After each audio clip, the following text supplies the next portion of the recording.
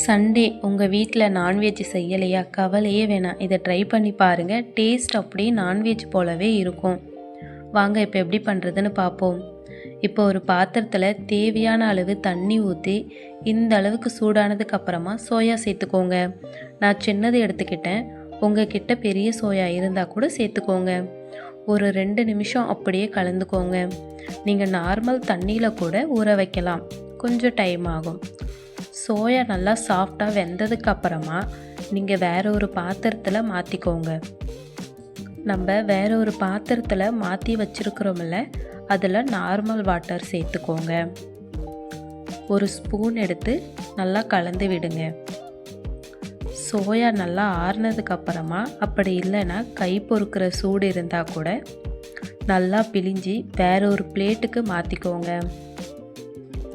அந்த soya plate எடுத்து ஒரு ஓரமாக வச்சுட்டு ஒரு கடாயில் 2 டேபிள் ஸ்பூன் மிளகு, 1 ஸ்பூன் சோம்பு, 4 வரமிளகாய் நான் சேர்த்துக்கிட்டேன். உங்களுக்கு காரத்துக்கு ஏற்ற மாதிரி நீங்கள் வரமிளகாய் சேர்த்துக்கோங்க.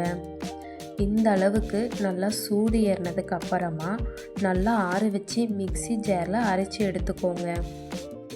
வேற ஒரு கடாயில் தேவையான அளவு எண்ணெய் சேர்த்துக்கோங்க.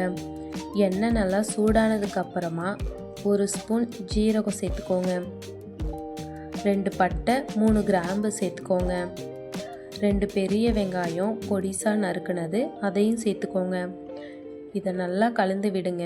வெங்காயம் இந்த அளவுக்கு நல்லா வதங்கி வந்ததுக்கு அப்புறமா 1 ஸ்பூன் இஞ்சி பூண்டு பேஸ்ட்டு, 2 மீடியம் சைஸ் தக்காளி சேர்த்துக்கோங்க.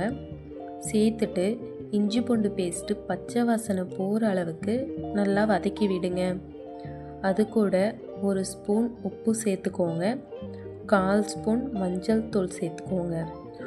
ஒரு நிமிஷம் நல்லா கலந்து விடுங்க. அதுக்கப்புறமா சோயா சேர்த்துக்கோங்க.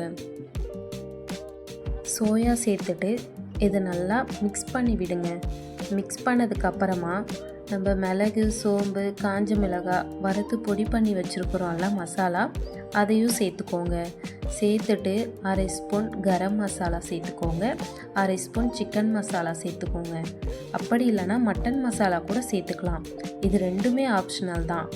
உங்களுக்கு தண்ணி தேவைப்பட்டால் தண்ணி லைட்டாக தெளிச்சுக்கோங்க. எனக்கு தண்ணி தேவைப்படலை, இதுவே கரெக்டாக இருந்துச்சு. அதனால் நான் இதை அப்படியே விட்டுட்டேன்.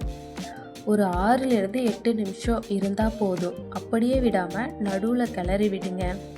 அவ்வளவுதான், நல்ல ஒரு சூப்பரான சோயா மிளகு வறுவல் ரெடி. கண்டிப்பாக ட்ரை பண்ணிவிட்டு எப்படி இருந்துச்சுன்னு கமெண்ட் பண்ணுங்கள்.